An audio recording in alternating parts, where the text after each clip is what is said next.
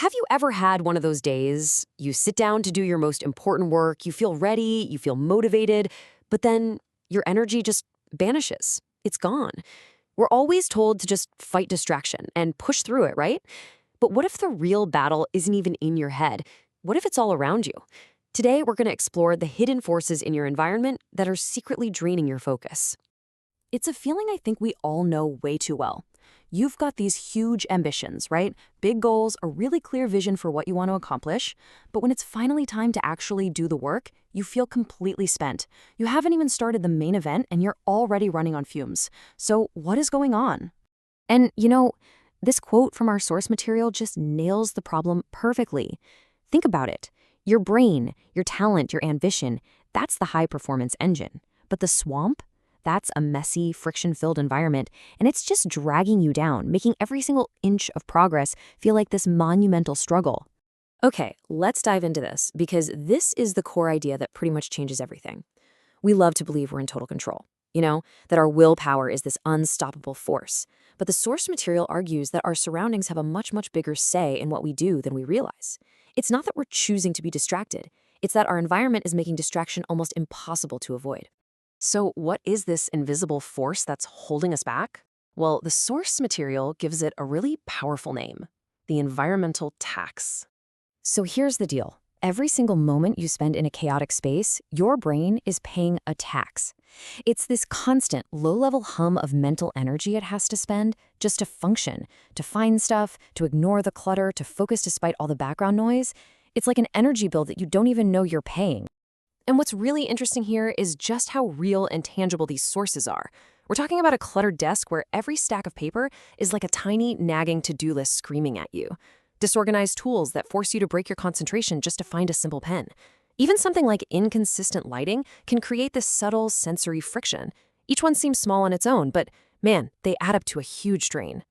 But paying that environmental tax, it has a really serious consequence.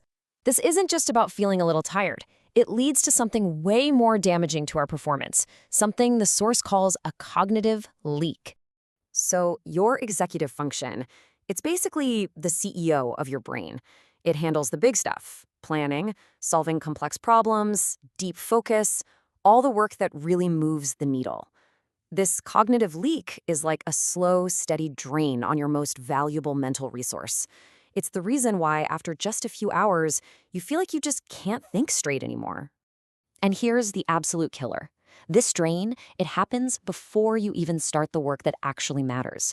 You sit down to write your book, or design that project, or solve that tough problem, and your best mental energy is already gone. It was spent just navigating the chaos of your environment.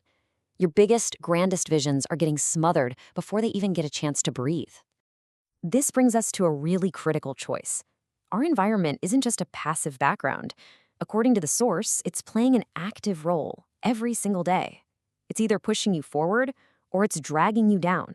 There really is no middle ground. And this just lays out the two paths so clearly. On one side, you have the force multiplier, a space that's deliberately designed for focus. It literally amplifies your mental bandwidth and makes that deep, high-leverage work possible. But on the other side, you've got the systemic anchor. That's the space that's always creating friction, constantly draining your energy, and ultimately just smothering your potential.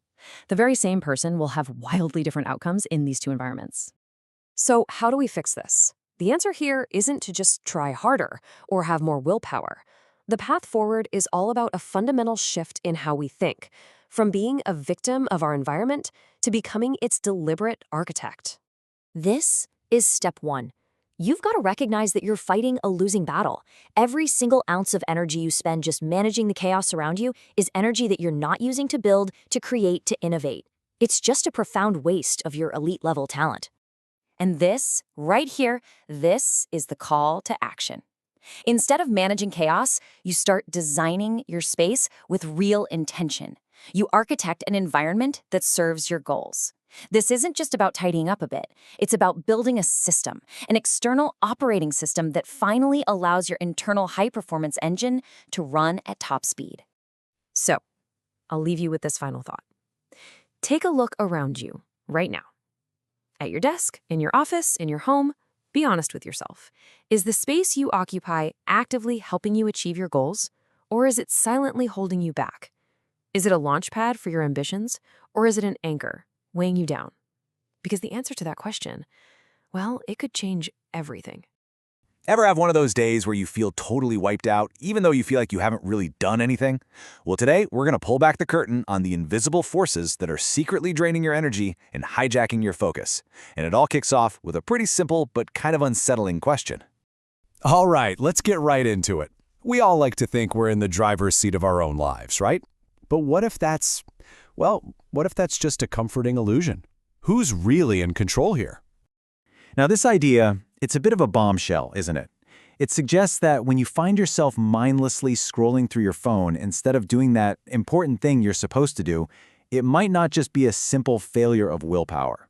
It's often a direct result of the world we've set up around ourselves.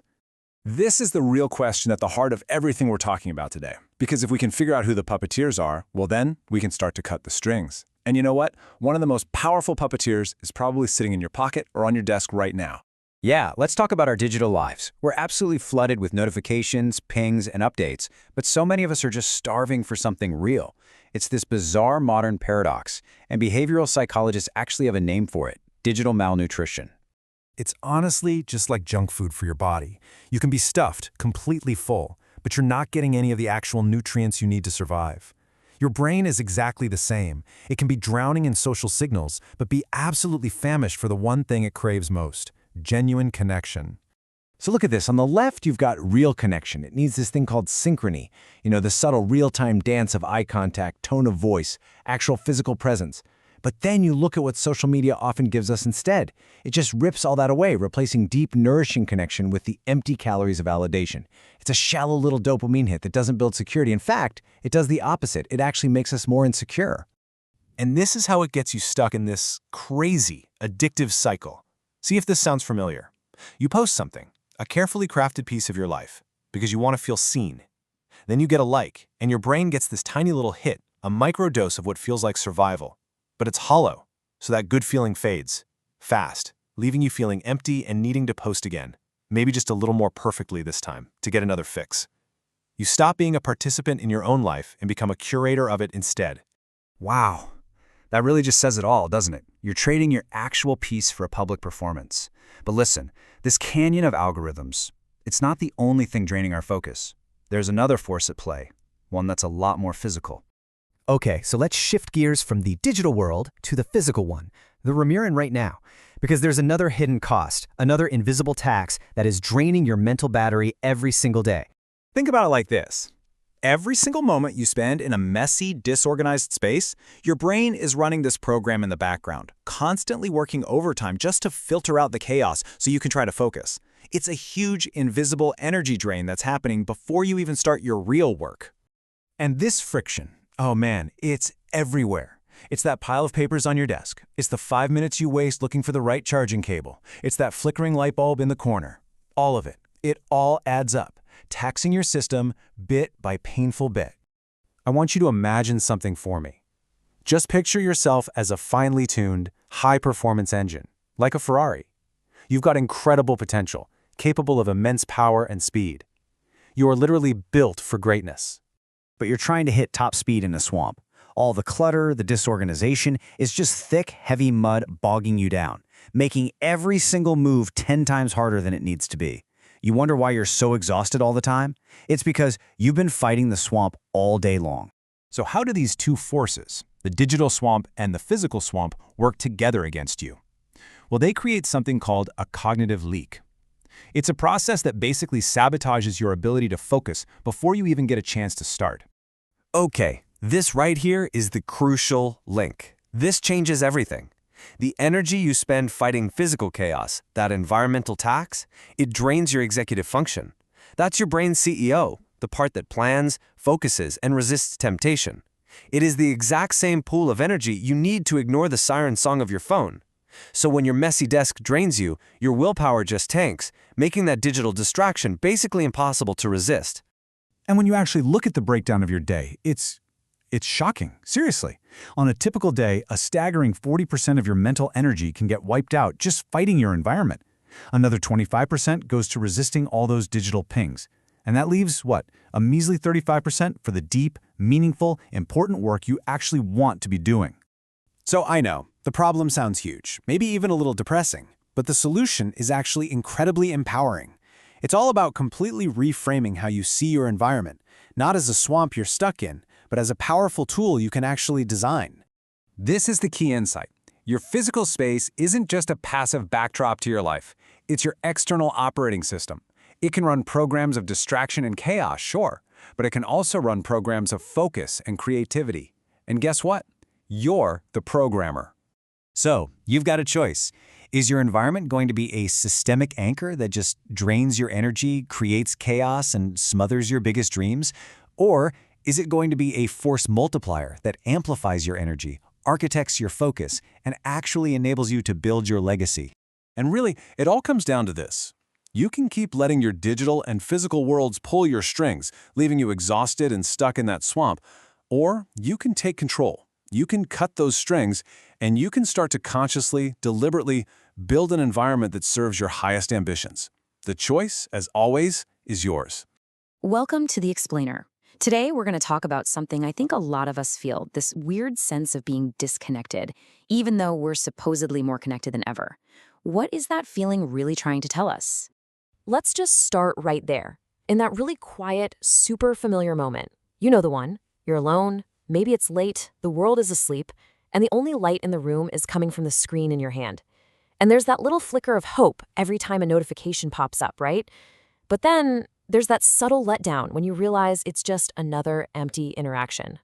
So why is that? Why do we feel lonely when we're surrounded by this crowd of followers? It's really the big paradox of our time, isn't it? We've got hundreds, maybe thousands, of so-called connections right at our fingertips, but so many of us feel this deep, kind of phantom ache of loneliness. Well, in this explainer, we're going to dive right into that feeling and uncover a cause that might just be hiding in plain sight. Okay, first things first, and this is super important. If you feel this way, you are not broken. It doesn't mean you're unpopular or that nobody loves you.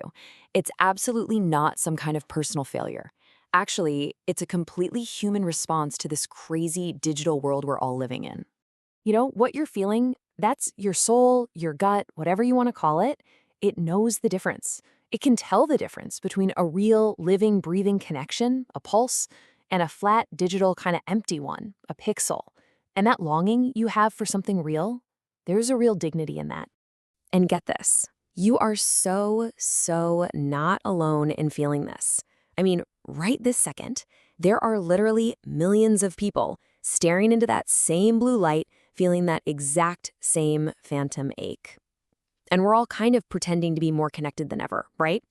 It's like we've become this tribe of isolated observers. But here's where things get really interesting. What if this isn't just about social media? What if the things draining our energy aren't just on our screens, but in the very rooms we're in right now?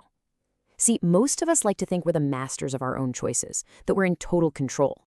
Yeah, but that might not be the whole picture. The source material for this explainer brings up this pretty startling idea that in reality, we're often more like puppets of our environment, that our surroundings are pulling the strings and draining us in ways we don't even notice. Okay, so let's break this down. The concept is called the environmental tax. I want you to think of it like an invisible energy bill that your brain has to pay just for existing in a chaotic space. It's the mental cost of having to constantly filter out all the clutter, all the noise, all that friction around you. So here's how it works, step by step. First, you've got environmental chaos. Picture it, a cluttered desk, bad lighting, maybe your tools are all over the place. That creates friction. So what does your brain do? It goes into overdrive, constantly working in the background just to ignore all that stuff. And the result? You end up feeling completely drained. Your executive function, your ability to focus is shot before you even start the real work. I love this quote because it just nails the feeling, doesn't it? It's like you're a high-performance engine, you're ready to go, you want to hit top speed, but you're trying to do it in a swamp. All that muck and friction from your environment is just holding you back. Okay, and this is where it all comes together. See, just like a messy room hits you with an environmental tax, this cognitive leak that drains your focus, our digital lives hit us with an emotional tax. Think about it. Every one of those empty interactions, every hollow notification, it's like a tiny withdrawal from your bank account of genuine human connection. And that brings us right back to that core difference, the one your soul just knows. You've got the pulse on one side. That's real connection. It's messy, it's unfiltered, but it's beautiful and it's real. And on the other side, you've got the pixel. That's the endless scrolling, the empty likes, that phantom ache from a connection that isn't really there. We are paying that emotional tax every single time we choose the pixel over the pulse. But here's the big reframe. This is the powerful part. What if that loneliness, that ache you feel, what if it's not a weakness? What if it's not some flaw you need to fix? What if it's actually a tool? In fact, what if your loneliness is a compass? Yeah, a compass, a guide. It's an internal signal that is pointing in a very, very clear direction. It's pointing you away from the screen, away from that draining world of pixels, and it's pointing you back toward being human, back to that messy, unfiltered, but beautiful reality. So what does this all mean? It means you have a choice, a really powerful one. You don't have to be a puppet of your environment. You can become its architect. You get to decide. Is your space going to be a systemic anchor that just drains your energy with all its chaos? Or is it going to be a force multiplier, an environment that's actually designed to help you thrive? The choice is yours. So the big takeaway here is this. That feeling of loneliness, it's not a flaw. It's a signal. It's your compass, and it's pointing you back to reality, back to what's real. The only question left is, are you going to follow it? Today, we are diving into a really powerful challenge. It's all about reconnecting with who we truly are, especially in a world that kind of feels like it values performance over just, well, being present. We're calling it the human-to-human audit. This quote, wow, it just gets right to the heart of it, doesn't it? We all feel this pressure to be this walking, talking marketing campaign for happiness. But that's not the whole story of who we are, not even close. So let's start by looking at what that performance is actually costing us. Okay, so first, let's talk about the mask. You know the one. That feeling that you have to be on all the time, that you have to be okay, especially online. And there's a silent weight that comes with that.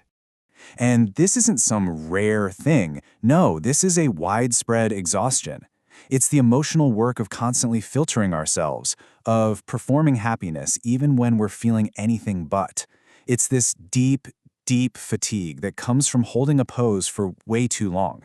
And here's the contrast, the tug-of-war we're all living with. On one side, you've got the digital performance, the endless scrolling, the chase for likes, the forced smiles for the camera. And on the other side, well, that's our inner reality, the emotional fatigue, the very human need for real validation, and all the messy, complex feelings that actually make us who we are. The problem is, so many of us are living in that gap right between the two. So how do we start to close that gap? Well, it begins with a single, really powerful act of self-compassion, and that is giving yourself permission. Permission to be exactly as you are right in this moment. Let's be crystal clear about this, okay? Feeling sad doesn't mean you're broken. Experiencing anxiety doesn't mean you're failing. Seriously, these aren't signs of weakness. They're signs that you are alive. You are navigating the complex, full spectrum of what it means to be human. And there's a profound dignity in that. Think of this as the permission slip you might have been waiting your whole life for. You don't have to have it all figured out. You are 100% allowed to be a work in progress, to have quiet days, to embrace the messiness of it all. In fact, that's where the real growth actually happens. All right, so we've given ourselves permission. Now let's actually put it into practice with a simple, tangible experiment. This isn't about some massive life overhaul. Not at all. It's just about a small 24-hour shift in how we pay attention. So here is the challenge, the 24-hour human-to-human audit. For just one day, I want you to try to replace every impulsive digital like with a real-world gesture of connection. And as you're doing this, just pay attention. Notice that resistance you feel, that little voice telling you to just hide behind the screen. Just notice it, and then gently step through it. So what does this actually look like? It's simple stuff. Instead of just double-tapping a friend's photo, maybe you send them a quick voice note saying, "Hey, I was thinking of you." Instead of scrolling past strangers with your head down, you make brief eye contact with the person serving your coffee and offer a genuine smile. Tiny acts of real connection. And let's be honest, you are gonna feel resistance. That urge to retreat behind the screen is so powerful because, well, it feels safer there. So the real question is, what do you do with that fear? And the answer isn't to fight it. The answer is actually in a fundamental shift in your perspective. It's not about conquering your feelings, it's about simply witnessing them. It's about becoming the observer of your own experience. So, the observer. It's that part of you that can just watch your thoughts and emotions come and go without getting totally swept away by them. It's the part that can notice the fear of making eye contact and just say, oh, okay, there's fear, without judging it or needing it to go away. You know, we spend so much energy trying to fix ourselves, to suppress or change how we feel. But what if the most healing thing we could possibly do is just acknowledge our feelings, to witness them, without needing to declare war on them? When you become the observer, your emotions totally transform.